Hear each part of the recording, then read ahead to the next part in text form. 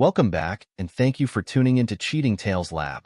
We appreciate every single one of you. We'd love to know what part of the world are you watching from right now. Let us know in the comments. Now, let's dive into today's story. Snow drifted lazily past the floor-to-ceiling windows of Blake Porter's home office, creating a peaceful backdrop as he studied the blueprints spread across his mahogany desk. His latest project, a modern community center meant to breathe new life into downtown, represented everything he'd built his career on: innovation, sustainability, and community impact. At 45, Blake had earned his reputation as one of the city's most respected architects, and Porter Gregg Architects stood as a testament to his vision. The faint sounds of Christmas music and teenage chatter filtered up from the living room below. Blake allowed himself a small smile as he made final notes on the blueprints. The annual Porter Christmas party was just hours away, and the house was already coming alive with preparation. "Dad," Marcus's voice carried up the stairs. "Mason's hogging all the good ornaments again." "I am not," came the predictable response. "You're just mad because you can't reach the top of the tree." Blake rolled up the blueprints with practiced precision. "I'll be right down," he called out, his deep voice carrying an authority that immediately quieted the squabble. At 15, the twins were good kids, excellent students, actively involved in school activities, and generally well-behaved. If they looked nothing like him, well, he'd long ago attributed that to Sabrina's dominant genes. Descending the stairs, Blake paused to observe the scene before him. The 12-foot Christmas tree dominated their colonial home's spacious living room, already half-decorated with an eclectic mix of expensive glass ornaments and cherished homemade decorations from the twins' elementary school days. Mason stood precariously on a stepladder, while Marcus sorted through boxes of ornaments below. "Having trouble reaching the top?" Blake asked, approaching the tree. Without waiting for an answer, he picked up a delicate crystal star.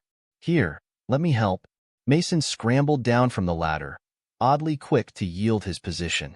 "Thanks, Dad," he said, the slight pause before the words so brief Blake might have imagined it. The front door opened, letting in a blast of cold air along with Sabrina Porter. At 43, she remained as striking as the day Blake had met her in college, tall, elegant, with the same honey-blonde hair the twins had inherited. She carried several shopping bags, presumably last-minute party supplies. "Blake," she acknowledged him with a nod that felt more businesslike than intimate. "The caterers will be here in an hour. Could you make sure your office is locked? We don't want any guests wandering up there." "Already done," Blake replied, noting how she'd already turned away before he finished speaking. After 18 years of marriage, he'd grown used to Sabrina's efficient, sometimes distant manner. She managed their family's real estate investments with the same precision she applied to everything else in their lives. The doorbell rang, and Marcus rushed to answer it. Uncle James, Blake's younger brother, swept in, bringing with him the scent of expensive cologne and winter air. James Porter had always been the more flamboyant of the two brothers, choosing the art world over their father's wishes for both sons to become architects. His gallery, Porter Contemporary, had become one of the city's premier art spaces. "There are my favorite nephews," James exclaimed, pulling both boys into a hug that seemed to last a beat too long. "I brought my new camera, thought we might do an impromptu photo session before the party." Blake noticed how the twins' faces lit up at the suggestion. "They need to finish decorating first," he said firmly. "The party starts in 3 hours." James waved a dismissive hand. "Come on, big brother. All work and no play. The tree looks fine as it is." He turned to Sabrina, who had reappeared from the kitchen. "Don't you think so, Sabrina?" Something passed between them, a look so quick Blake almost missed it. Sabrina's smile seemed to warm several degrees. "The boys have been working hard all morning. Let them have some fun with their uncle." Before Blake could object, James had herded the twins toward his personal studio space, a room Sabrina had insisted he needed when they'd renovated the house 5 years ago. The door closed behind them with a definitive click. The following morning at Porter Gregg Architects, Blake noticed something off about his business partner's behavior.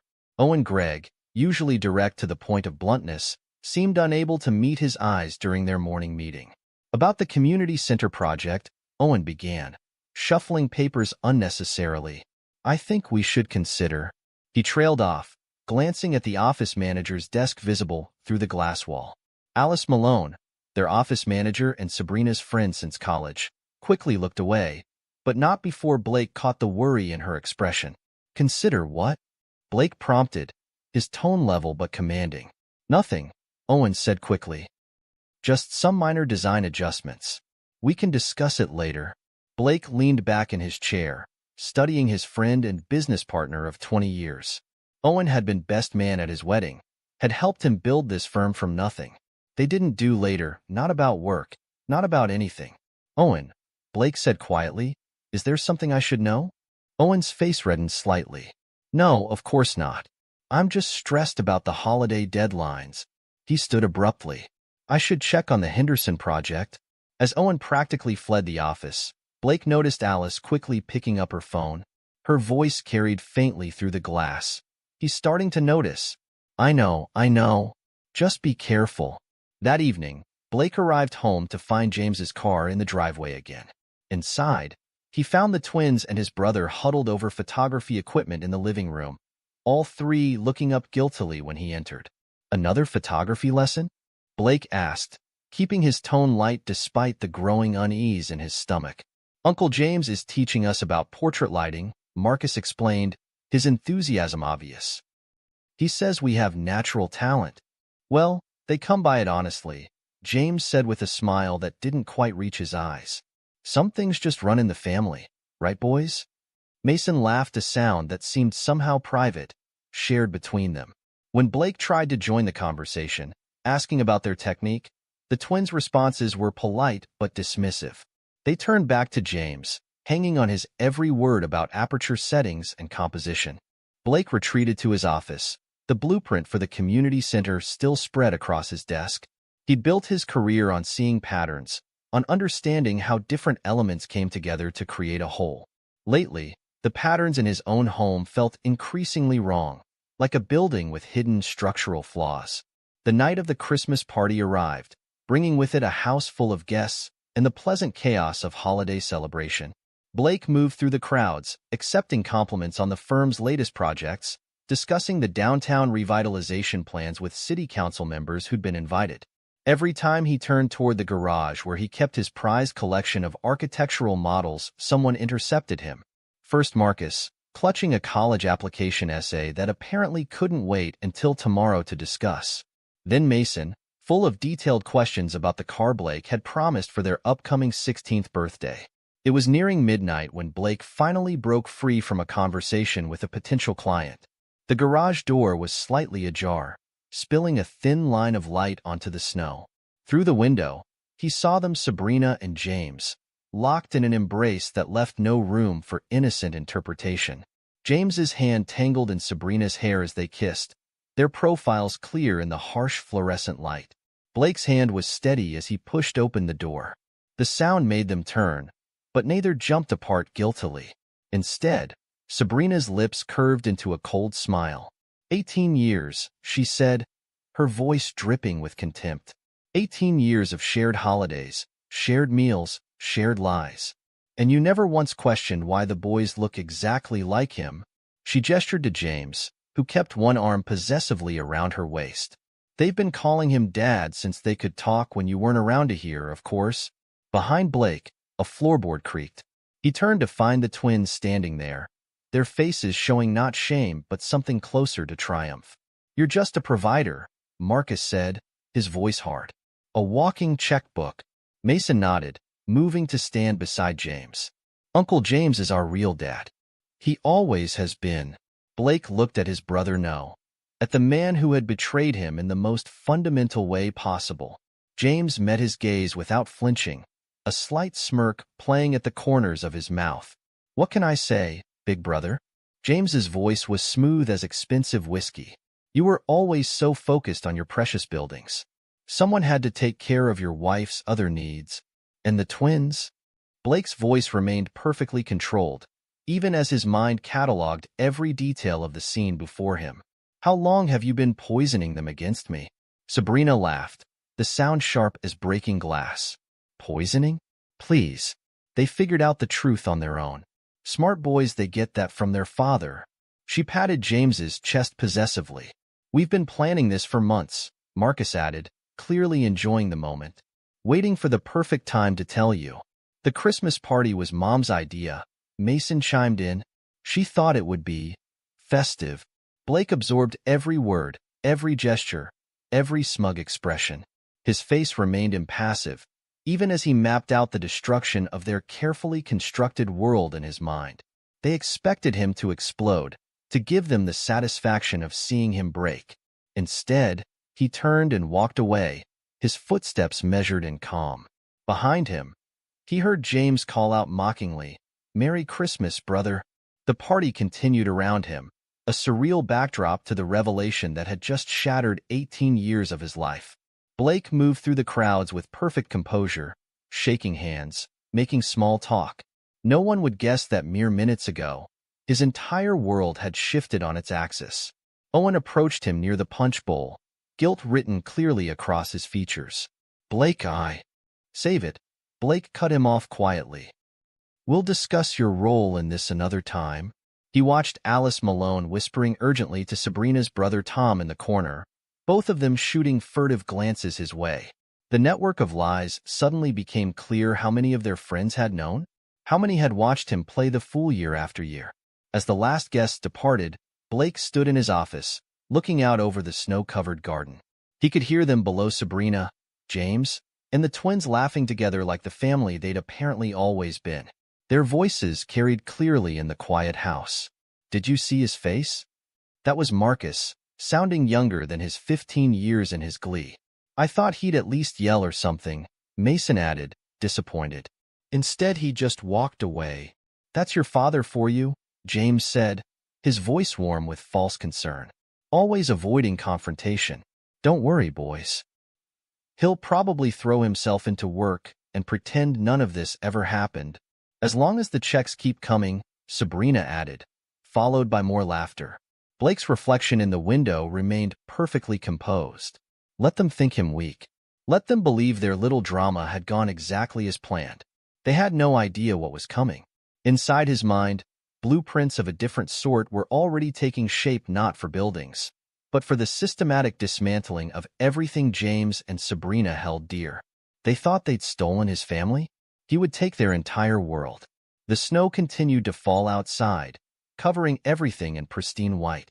By spring, Blake thought, the thaw would reveal a very different landscape. But for now, he let them celebrate their imagined victory. After all, the best revenge required patience, precision, and above all, perfect timing. He picked up his phone and began to make calls. The first one went to his lawyer, not the family attorney Sabrina knew about, but the shark he kept on retainer for his more challenging business deals. The second call was to a private investigator recommended by a client who'd once mentioned dealing with corporate espionage. "I need everything," Blake said quietly into the phone. "Every detail, every secret, every weakness. Price is no object." As he hung up, he heard the front door open and close, James finally leaving for the night.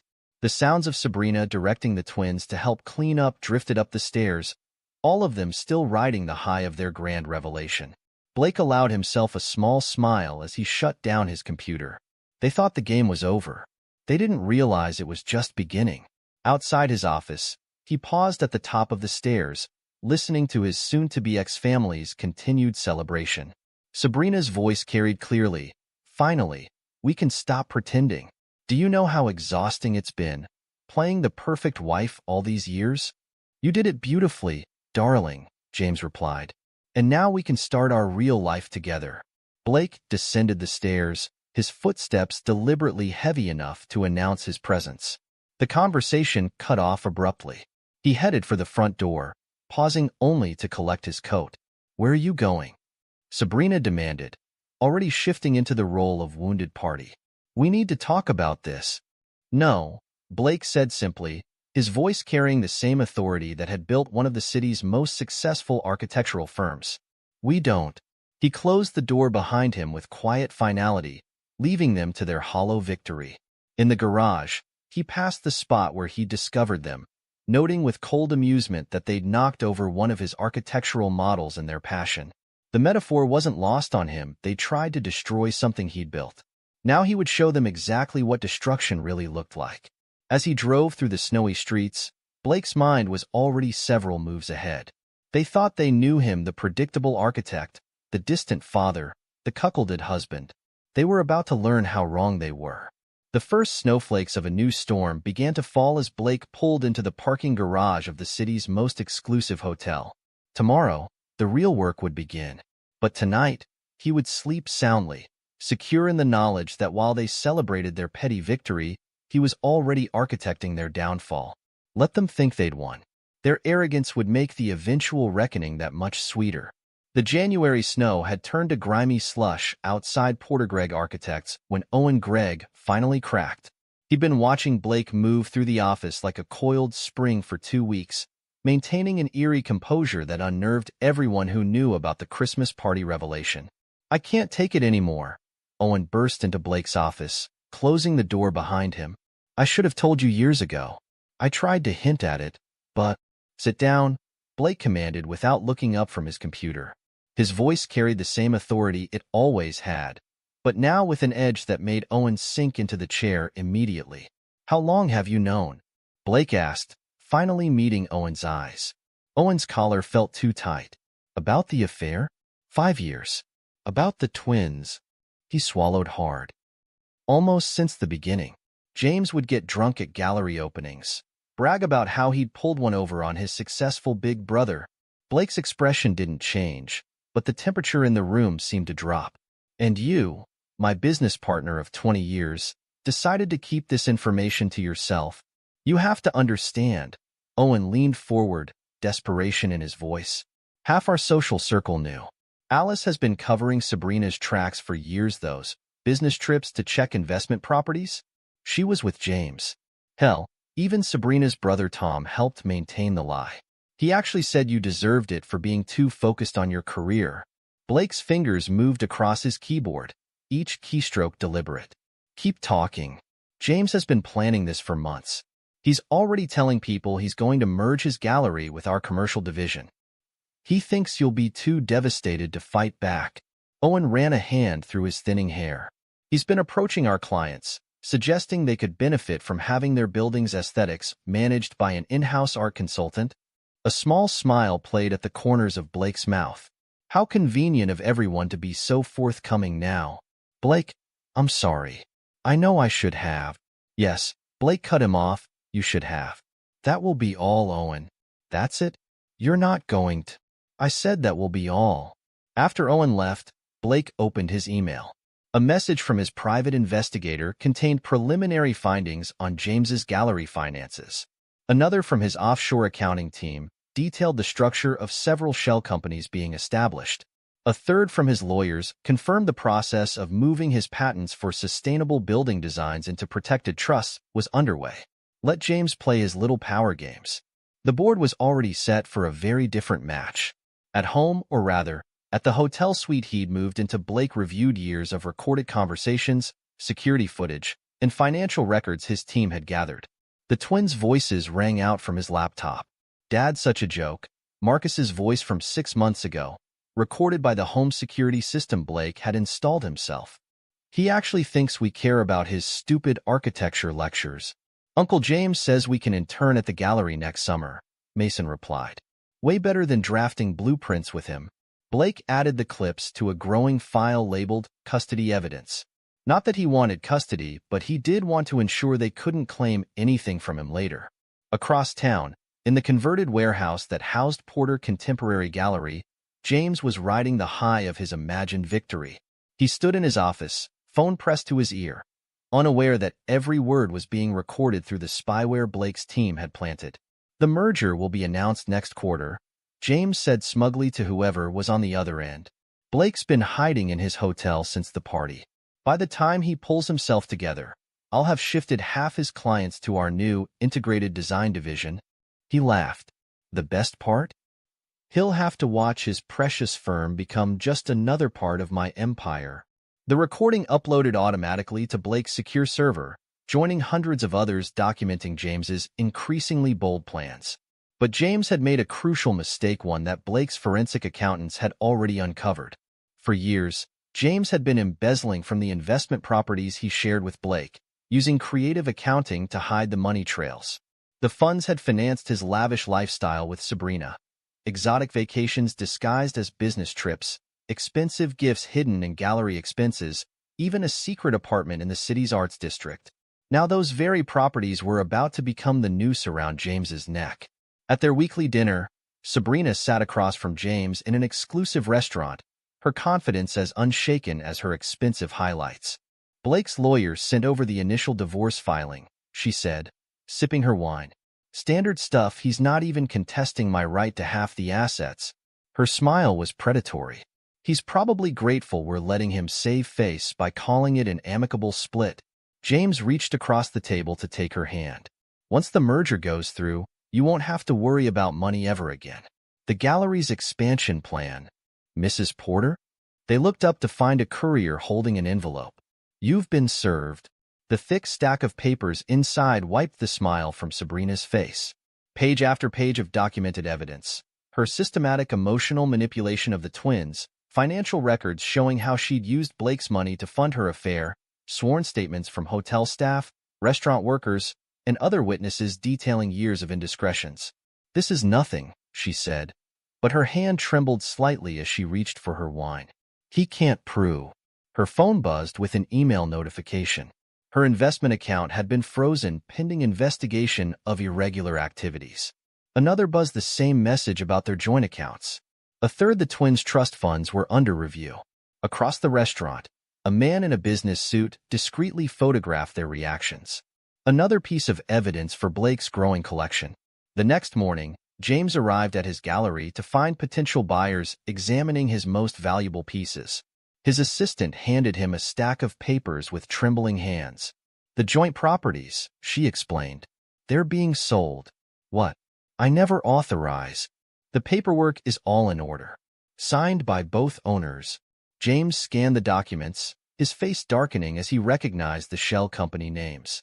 All roads led back to Blake. He'd structured the sales so that James had no choice but to sell his shares, and Blake, through his network of front companies, was the only viable buyer. The price? Pennies on the dollar. In his temporary office, a sleek space in a building he quietly owned, Blake reviewed the reports from his various teams. The carefully constructed facade of James's success was crumbling. Each revelation exposed another crack in the foundation. His phone buzzed with a text from Alice Malone. Please, we need to talk. I can explain everything. Blake's response was simple. Check your email. Minutes later, Alice's scream echoed through the Porter Gregg offices as she opened the message containing proof of her complicity in Sabrina's deceptions, along with documentation of several ethical violations that would end her career in corporate management. The dominoes were falling exactly as planned. Tom, Sabrina's brother, was next. His construction company had relied heavily on contracts from Porter Gregg. Those were now being reviewed for quality concerns. His attempts to reach Blake through mutual friends met with polite but firm closed doors. The twins, sensing the shift in power, tried a different approach. Marcus showed up at Blake's hotel one evening, his familiar arrogance replaced by an attempt at teenage contrition. Dad, he started, then flinched at Blake's cold stare. I mean, Blake, we didn't mean. Your trust fund documents are on the table, Blake interrupted, not looking up from his work. I suggest you read them carefully, particularly the morality clauses. Marcus picked up the papers, his face paling as he read. But this means that your future depends entirely on your behavior? Yes. I designed it that way from the beginning. Blake finally looked at him. Interesting how quickly you drop the real dad narrative when money's involved. The door closed behind Marcus with a definitive click. Through his hotel window, Blake watched the boy hurry through the snow to where Mason waited in their car, the one James had bought them after the Christmas reveal, not knowing it would be the last gift he could afford to give them. That night, Blake sat in his hotel suite reviewing the latest reports. James's gallery was hemorrhaging investors, his reputation in the art world tainted by whispers of financial impropriety. Sabrina's careful investment portfolio was frozen, her attempts to access emergency funds blocked at every turn. The twins were beginning to understand that their trust funds, their future hung by threads Blake controlled. But this was just the beginning. His phone buzzed with an update from his private investigator. They'd found James's secret apartment, complete with records of every rendezvous, every gift purchased with embezzled money, every lie told to cover their tracks. Blake opened his laptop and began composing emails. One to his lawyers, attaching the latest evidence. One to the art world publications that had fawned over James's success, suggesting they might want to look closer at his gallery's finances. One to the board members who would vote on James's proposed merger, sharing some concerning financial projections. In their comfortable suburban home paid for with Blake's money, Sabrina paced while James tried to calm her. "He's just lashing out," James insisted. "Once the initial shock wears off." Initial shock? Sabrina's laugh held an edge of hysteria. "He's systematically destroying everything we built. The accounts are frozen, the lawyers are circling, and you're telling me to wait it out? I have the gallery. The gallery's bleeding money, and you know it. The merger's dead in the water, James. No one will touch us with these allegations hanging over our heads." Outside their window, another car drove by slowly, its occupant photographing the house. They'd given up trying to count how many private investigators Blake had watching them. The twins, grounded after their failed attempt to manipulate Blake, sat in their rooms watching their smartphones become increasingly useless as accounts and privileges disappeared one by one. "He can't do this," Mason insisted, trying another decline card on his favorite gaming platform. "We're his kids legally. We spent the last 15 years telling him he wasn't our real dad," Marcus reminded him bitterly. "Pretty sure that's going to come back to bite us." In his hotel suite, Blake raised a glass to his reflection in the window. Outside, the city lights twinkled like stars, unaware of the quiet devastation being orchestrated from this room. His phone buzzed constantly with updates from his various teams, each message another piece of his grand design falling into place. They thought they'd written the ending to this story at the Christmas party. They were about to learn that Blake Porter had merely been setting the stage for his own production, and the final act was going to be spectacular. Let them scramble to salvage what they could. Let them realize, piece by piece, that their entire world had been built on foundations Blake controlled. Let them understand, finally, that they'd never really known him at all. The best revenge, after all, wasn't served cold. It was served with architectural precision, each piece laid exactly where it needed to be for the entire structure to collapse at exactly the right moment. And Blake Porter had always been very, very good at designing things to fall exactly the way he wanted them to. Blake Porter emotionally abused his family for years. Sabrina's voice trembled perfectly on the morning news show. He was controlling, distant, obsessed with his work. James was there for us when Blake wasn't. The TV clicked off in Blake's office. His PR team waited for his response, prepared to launch a counteroffensive against Sabrina and James's desperate smear campaign. "Let them talk," Blake said, reviewing the morning's reports. "Evidence speaks louder than accusations." Within hours, testimonials from long-term employees, clients, and business associates flooded the local media. Stories of Blake's integrity, his mentorship of young architects, his dedication to sustainable community projects. Each character witness had been carefully selected and prepped by his team. "I've known Blake Porter for 15 years, the city's deputy mayor announced at a press conference about the downtown revitalization project. His commitment to this community speaks for itself. These allegations are clearly the bitter accusations of a woman caught in her own infidelity." In their increasingly modest rental home, Sabrina threw the morning paper across the room. "They're making us look like villains." "Calm down," James paced, his designer shoes scuffing the laminate flooring a far cry from their former marble halls. The merger is dead." Sabrina's laugh held an edge of hysteria. "Your investors are running scared. The bank's questioning every transaction, and you're still talking about the merger?" James grabbed her shoulders. "Listen to me. Once your divorce settlement comes through, Mrs. Porter." A courier appeared at their door. Documents from the court. The thick envelope contained evidence that made Sabrina sink to the floor. Years of recorded conversations, surveillance photos, financial records, all documenting how she'd systematically turned the twins against Blake while using his money to fund her affair. "This isn't possible," she whispered. "We were so careful." But Blake had been more careful. Every secret rendezvous, every manipulative conversation with the twins, every misappropriated dollar, all meticulously documented and presented with damning clarity. Meanwhile, at their private school, Marcus and Mason Porter were discovering the real cost of their betrayal. Their friends' parents, many with business connections to Blake, had suddenly decided their children shouldn't associate with those boys who treated their father so badly. "We need to fix this," Mason said, watching another lunch table turn their backs. "Our trust fund." "Already tried." Marcus cut him off. "Went to his hotel last week, remember? He just showed me the morality clauses in the trust documents." He laughed bitterly. "Turns out our real dad can't actually provide for us." Their attempted reconciliation came too late. Blake's office received their carefully rehearsed apology letter and sent back a single USB drive. On it, years of their own voices. "Dad's such a pathetic tryhard. Uncle James says we don't have to pretend to respect him anymore. Can't wait till we never have to see his face again." The twins' trust funds, originally set up to cover their college education and give them a start in life, were legally redirected to a new foundation supporting children of parental alienation. At Porter Contemporary Gallery, James's carefully cultivated world was crumbling. The audit team Blake's lawyers had worked through years of creative bookkeeping, each discovery another nail in the gallery's coffin. Mr. Porter, his assistant, hovered nervously at his office door. "The Rothschild collection. They're pulling their pieces. And the Chun exhibition is canceling." James slumped in his Italian leather chair, one of the few luxury items he had left. His phone buzzed with another notification. Another investor pulling out, another client distancing themselves, another piece of his reputation dissolving. The art world, which had once celebrated him as a visionary dealer, now whispered about fraud, embezzlement, and betrayal. Every connection he'd built, every relationship he'd cultivated, all were poisoned by the truth Blake had systematically exposed.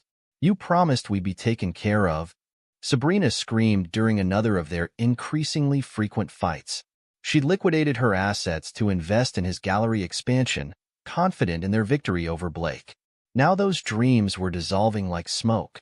"The divorce court awarded him everything," she continued, waving the final judgment in James's face. "Everything.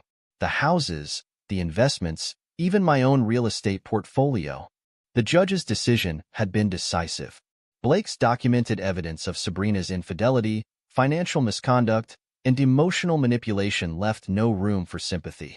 3 years passed. Porter Gregg Architects had doubled in size, but Blake's office remained unchanged, a testament to the stability he'd maintained while others lost everything. The downtown community center, now completed, had won international awards for sustainable design. His new penthouse offered a commanding view of the city, including the building that had once housed Porter Contemporary Gallery. The space was now a trendy restaurant. The owner had gotten an excellent deal after the gallery's bankruptcy auction. "Mr. Porter?" His assistant's voice came through the intercom. "Marcus and Mason Porter are here. They don't have an appointment." Through his office security feed, Blake watched his former sons fidgeting in the lobby. Gone were the designer clothes and arrogant poses. 3 years of community college funded by part-time jobs had changed them. "Security will escort them out," Blake replied. "Let them learn what it felt like to be dismissed, to be treated as unwelcome intruders in someone's life." That evening, as Blake reviewed the final plans for his firm's latest international project, a notification popped up on his screen. James had filed for bankruptcy, his final attempt at rebuilding his art career crushed under the weight of his past deceptions.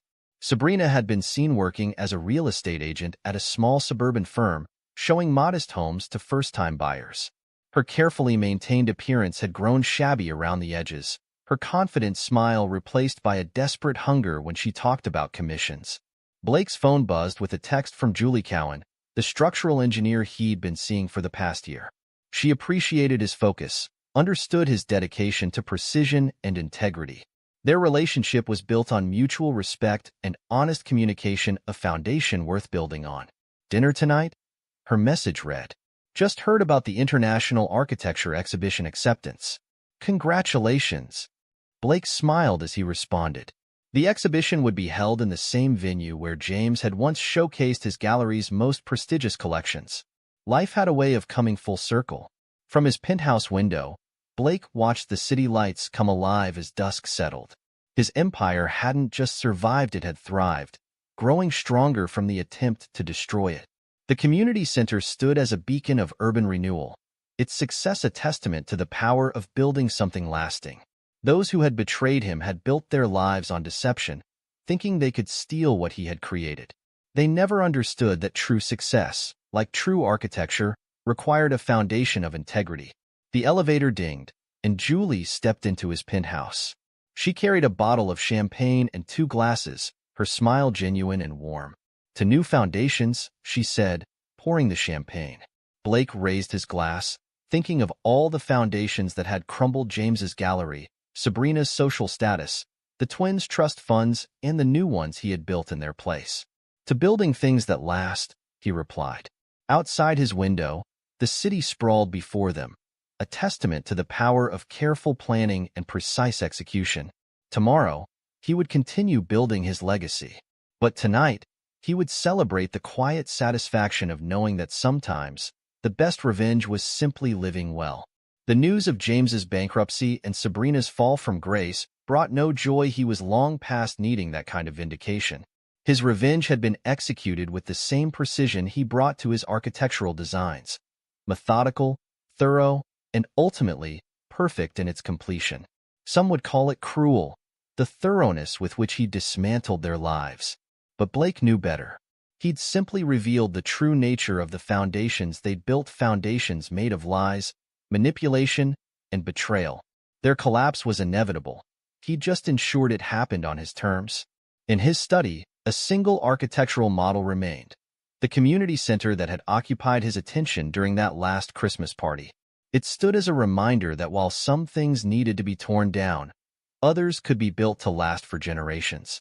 Julie wrapped her arms around him from behind, understanding his moment of reflection. She'd never asked about Sabrina or James or the twins, accepting that they were part of a structure he'd deliberately demolished. "The sunrise from here must be spectacular," she said, looking out over the city. "It is," Blake agreed, "especially when you understand the true value of new beginnings."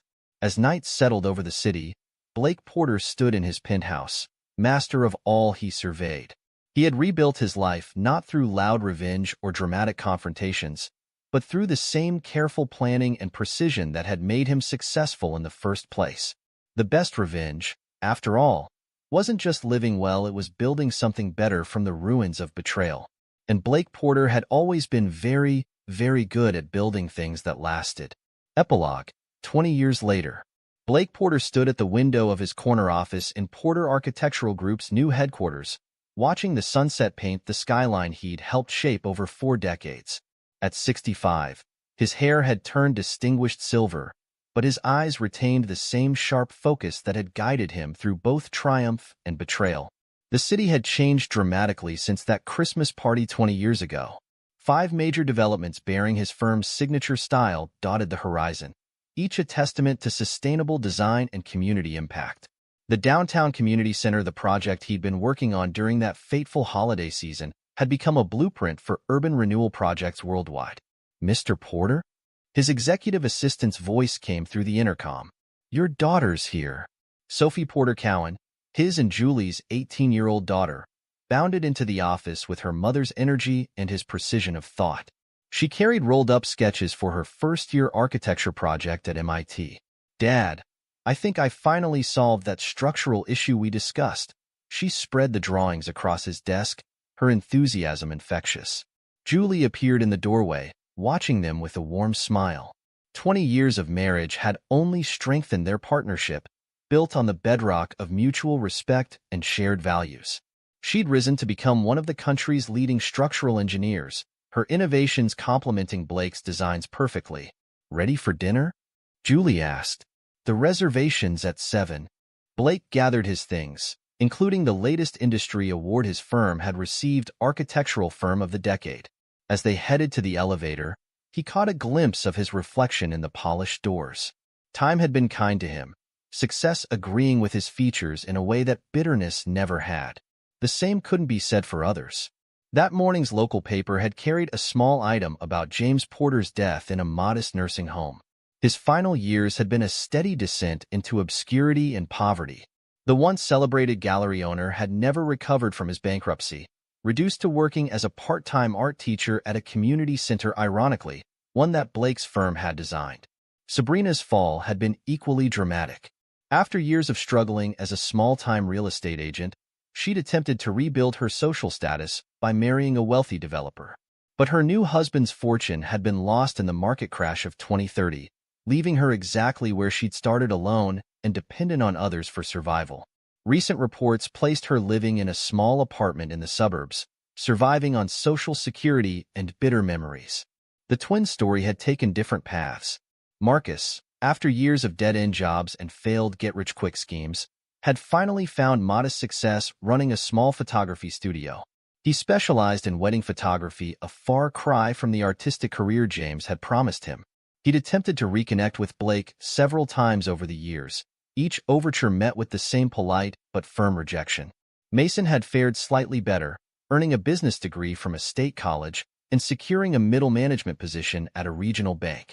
He'd married young, divorced quickly, and now lived in a neighboring city. Occasionally, he drove past the Porter Architectural Group building, looking up at the windows and wondering about the life he could have had. Neither twin had received a penny from their original trust funds, which had grown into the Porter Foundation for Family Reconciliation, an organization that had helped thousands of families affected by parental alienation. The foundation's headquarters occupied the building that had once housed Porter Contemporary Gallery, irony not lost on anyone who knew the story. Owen Gregg had retired 5 years ago, selling his shares in the firm to Blake for a fair price, more than he deserved, perhaps, but Blake believed in acknowledging loyalty, even if it came late. Owen's eventual confession and assistance in documenting the extent of the betrayal had earned him a measure of redemption. Alice Malone had disappeared from the corporate world after Blake's evidence of her complicity became public.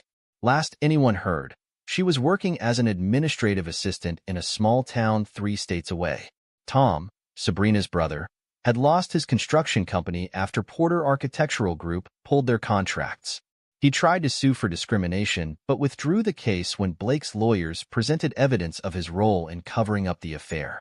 He now worked as a site supervisor for a competitor, his dreams of running his own company as dead as his sister's social aspirations. At the restaurant, one of the city's finest, occupying the top floor of a building Blake had designed, Sophie chattered excitedly about her studies. She'd inherited Blake's passion for architecture and Julie's innovative spirit, already showing promise as the future of Porter Architectural Group. "I've been thinking about the family history project," Sophie said, referencing a school assignment. "Most of my friends are interviewing their grandparents, but I want to write about how you built the firm, Dad. The sustainable design innovations, the community impact." Blake shared a look with Julie. They'd always been honest with Sophie about his first marriage and the betrayal, teaching her that integrity was the only foundation worth building on. Speaking of history, Julie added, "The Porter Foundation is opening its 10th international office next month. The work they're doing with families. It's remarkable how something positive came from such pain." Blake nodded, remembering the day he'd redirected the twins' trust funds. That single decision had spawned an organization that helped parents and children rebuild relationships destroyed by alienation and manipulation. It was perhaps his most satisfying achievement, turning personal betrayal into global healing. "Did you see the news about James?" Sophie asked carefully. She knew the broad strokes of the story, though not all the details. "Yes," Blake replied simply.